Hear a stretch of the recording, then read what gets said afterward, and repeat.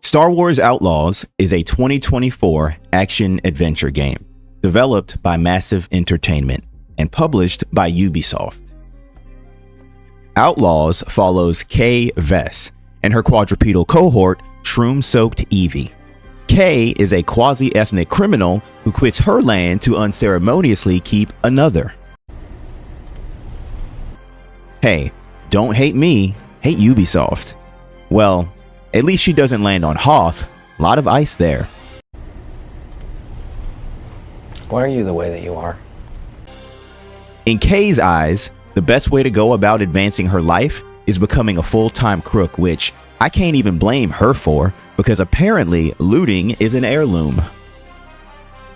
All jokes aside, the narrative, while unoriginal, is simple and clean, and as a result, highly accessible. My graphical assessment began with the desktop shortcut. Credit where credit is due, this icon, succinctly titled Outlaws, is minimalistic and, at its miniature size, highly legible. This illustrates an expert comprehension of effective graphic design and serves as a subtle yet strong first impression. Props, Massive. Massive props. The title menu is also prop-worthy, cleverly employing a complementary color palette, a compelling symmetrical composition, and unadulterated pharmaceutical-grade dopium. This screen is cleaner than Asmongold's toothbrush. While we're on the topic of pulchritudinous phenomena, I'm going to defy the narrative. For an impoverished pickpocket occupying an alehouse attic on a piratical parched planet, Kay is actually not completely hideous. Sometimes, if you're squinting from a 3/4 view, because Kay's on your third monitor, but you only have one monitor. Yeah. Once proceeding past the title screen, I was presented with an ad for the Season Pass, offering access to 2 story expansions, an exclusive mission, and cosmetics, which Kay is desperately in need of. This immediate push to prompt the player to spend more money is mischievous and deceitful, chicanerous and deplorable. The main menu maintains the same sexy design as the title screen. However, once proceeding past the title screen, from a functional standpoint, I cannot fathom why the title screen exists. It is effectively a speed bump before reaching an actually useful menu. Aren't you listening? I'm starving. It's time to eat. The opening cinematic is notably impressive. Here, the characters and environment are visually compelling, supported by powerful lighting and strong production. This scene also serves as a quick and effective introduction to Sliro's scumbaggery. The facial animations are fluid, and both the script and dialogue delivery are well executed. Subsequent cutscenes and interactions, however, do not achieve the same level of quality, creating a noticeable contrast. More noticeable than Pirate Software combing through his comments. Seriously, this dude is Streisand affecting himself into oblivion. Environments are meticulously rendered and highly detailed, seeming lived in and feeling distinctly Star Wars. Landscapes such as those of Toshara showcase elements like dynamic foliage billowing in the wind or the tangible warmth of sunlight spilling from the horizon. It's quite impressive, like a Hassan holiday stream impressive. What I'm not a fan of is how awkwardly joints like wrists and elbows move. It's like they're made of anything from a Weiss bakery or Donald Trump's skin suit. Because environments are so convincing visually, the whole Wallace and Gromit mechanic just stands out. Otherwise, NPCs are well rendered, contrary to many games where they tend to look noticeably worse than the main character.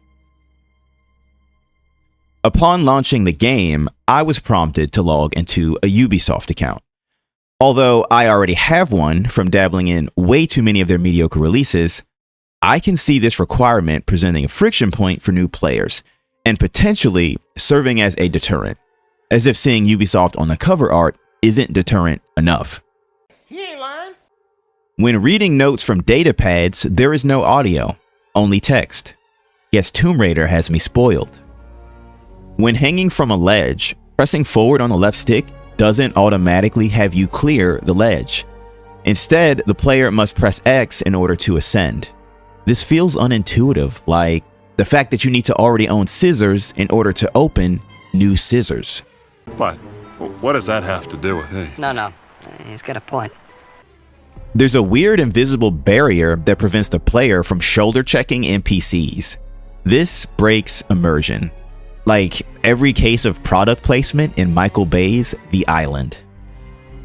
On a positive note, NPCs aren't glorified coat racks. They stroll or schmooze, with the latter allowing players to eavesdrop and potentially gather hints about additional objectives. This design choice fosters a more organic sense of discovery, which personally is preferred to spamming the map with a million markers. But let's talk about the most important aspect of gameplay: combat. Well, it's a bit underwhelming.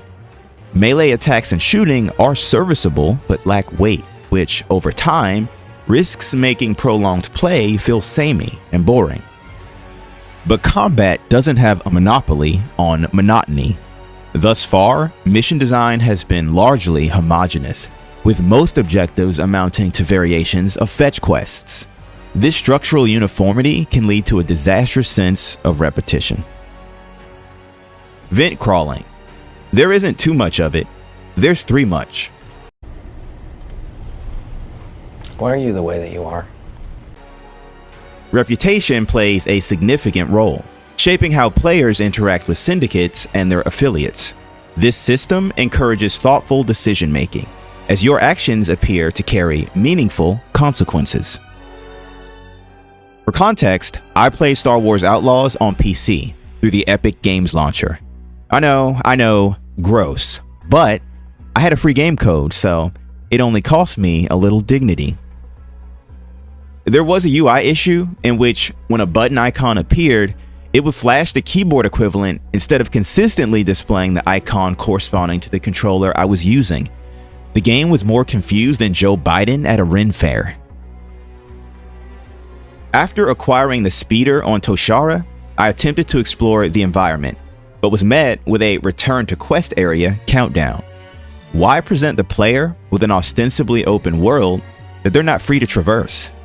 Maybe it's accessible later, but it just felt unnatural, like Concord 2 dropping before GTA 6 unnatural.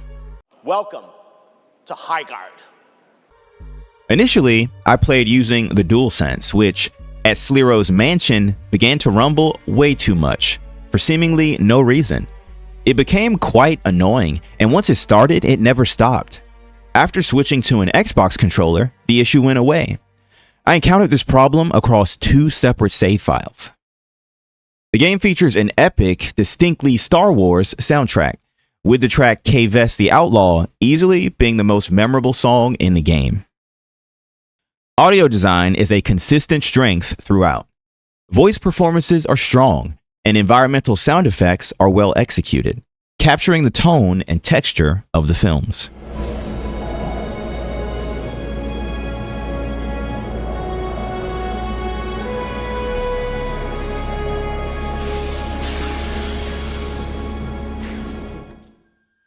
To you, plot of Outlaws, I say, you're basic.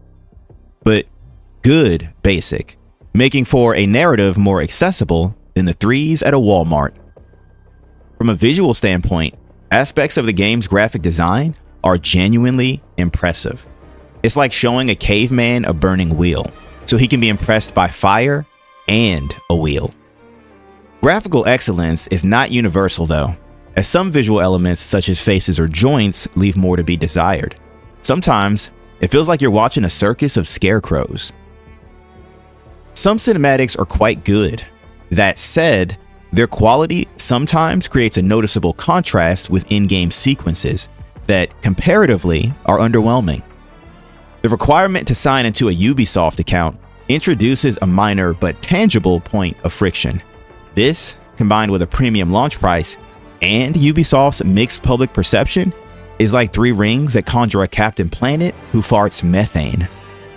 Combat is functional but unremarkable. It's like going to a stranger's birthday party and they're serving dominoes. So I have to socialize? Yuck. With people I don't care for? Yawn. To consume, not Pizza Hut? Sigh. I'm kind of retarded. Missions are generic and repetitive, like how repetitively Outlaws had my DualSense twerking. But the audio, primarily the main theme, had my head twerking, which is a plus. Hey! Don't you ever say that again! I played Star Wars Outlaws for roughly 6 hours. It's not the worst game ever, it's just... You basic.